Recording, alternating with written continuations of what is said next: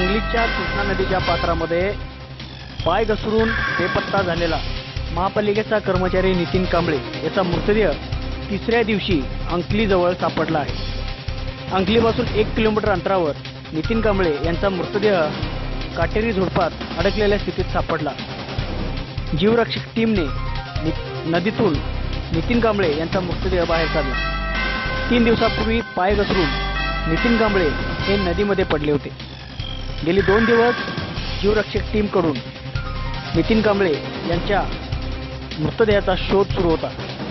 आज अखेर अंकलीजवळ एका काटेरी झुडपात नदीपात्रामध्ये जीवरक्षक टीमची शोध मोहीम सुरू असताना त्यांना नितीन कांबळे यांचा मृतदेह आढळून आला। हा मृतदेह पोलिसांनी ताब्यात घेतला असून उत्तरीय तपासणी करून हा मृतदेह नितीन कांबळे यांच्या नातेवाईकांच्या स्वाधीन करण्यात आला।